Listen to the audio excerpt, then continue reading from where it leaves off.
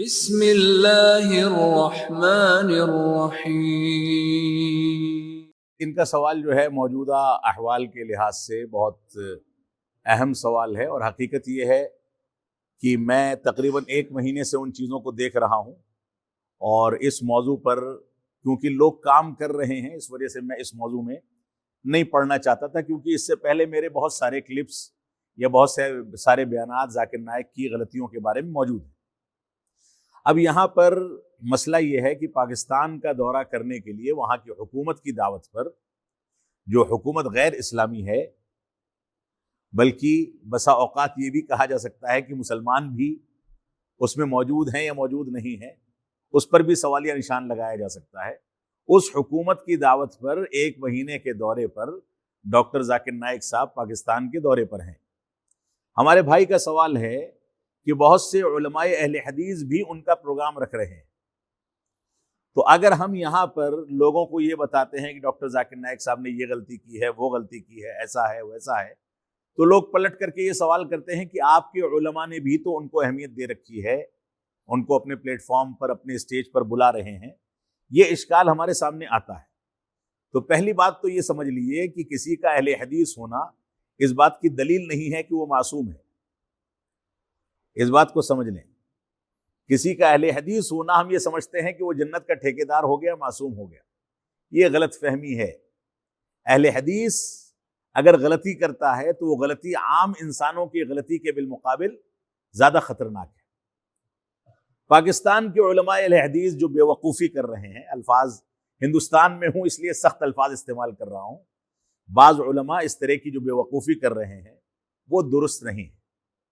وہ جماعت کے منہجی زندگی کے لیے یا مستقبل کے لیے بہت نقصان دہ اور بہت خراب ترین چیز ہے۔ ڈاکٹر ذاکر نائک صاحب کے بارے میں میرا موقف یہ ہے کہ ہم نقطے ابتدا پر بحث کرنے کو تیار ہیں۔ اس بات پر بحث تو دوسری چیز ہے کہ وہ کیا غلطی کرتے ہیں، کیا غلطی نہیں کرتے۔ یہاں بحث اس بات کی ہے کہ ڈاکٹر ذاکر نائک صاحب کو ابتدائی شکل میں دعوت و تبلیغ کے میدان میں آنے کا حق حاصل ہے کہ نہیں حاصل ہے۔ جب نقطے ابتدائی پر وہ فیل ہو جاتے ہیں تو اب اس کے بعد اسٹیج دینا اور ان سے گفتگو کرنا، مسائل پوچھنا، یہ دوسری بات ہے۔ دوسری بات یہ ہے، پاکستان سے، وہاں کی کچھ افکار سے ایک چیز بہت میل کھاتی ہے ڈاکٹر ذاکر نائک صاحب کی۔ وہ چیز کیا ہے؟ ڈاکٹر ذاکر نائک صاحب کا ایک مشہور فتویٰ ہے کہ ہم خودکش حملہ کر سکتے ہیں، جس کی بنیاد پر یہاں ان کے معاملات خراب ہوئے تھے۔ سوسائیڈ بومبنگ کے جواز کے فتوے کی بات وہ کرتے ہیں، جو کہ اخوان المسلمین کا فتویٰ ہے، اور اس کے علاوہ عقدی مسائل میں بے شمار غلطیاں ہیں، علماء نے اس کو گنوا رکھا ہے، میں اس کا اعادہ نہیں کرنا چاہتا۔ بنیادی طور سے ڈاکٹر ذاکر نائک صاحب نقطے ابتدائی میں اس بات سے خارج ہو جاتے ہیں کہ دعوت و تبلیغ کے میدان میں آئیں، کیونکہ وہ عالم نہیں ہے، نہ کسی مدرسے کے فارغ ہیں، اور نہ علماء سے انہوں نے استفادہ کیا ہے۔ جن لوگوں سے انہوں نے استفادہ کیا ہے ان میں کی اکثریت اگر عالم ہے تو اخوانی ہے، یا تو عالم ہے ہی نہیں۔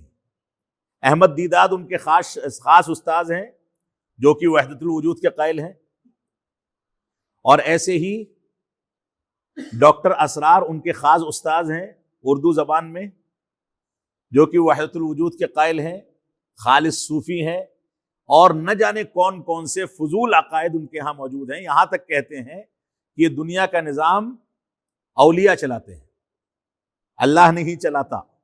یہ قبر والے جو اولیاء ہیں یہ نکل کر کے دنیا کا نظام چلاتے ہیں۔ یہ عقیدہ ہے ڈاکٹر اسرار احمد صاحب کا، اور اس کے باوجود ڈاکٹر اسرار ڈاکٹر ذاکر نائک کے سب سے خاص ہیں۔ ان کا ذکر ہمیشہ وہ کرتے رہتے ہیں، ہندوستان میں، پونا میں اور مختلف جگہوں پر بلا کر کے ڈاکٹر ذاکر نائک صاحب نے ان کا تعارف یہاں پر کرایا۔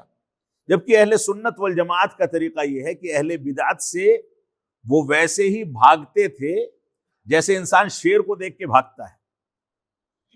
اہل بدعت کی مجلس میں بیٹھنا، ان سے استفادہ کرنا، یہاں تک کہ اسلاف امت سے یہاں تک روایتیں ملتی ہیں کہ اہل بدعت کے سلام کا جواب تک نہیں دیتے تھے۔ لہذا اہل بدعت سے براعت کا اعلان کرنا، ان سے عداوت کا اعلان کرنا، ان سے دوری اختیار کرنا، یہ ہماری بنیادی اور منہجی اور شرعی ذمہ داری ہے۔ اور یہاں صورتحال کیا ہے؟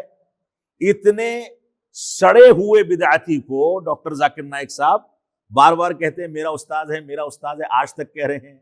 اس دورے میں تو انہوں نے یہاں تک انتہا کر دی کہ کوئی رفع الیدین کرے نہ کرے، پیٹ پر ہاتھ باندھے یا ہاتھ چھوڑ کر کے کھڑا ہو یا سینے پر باندھے، کوئی فرق نہیں پڑتا۔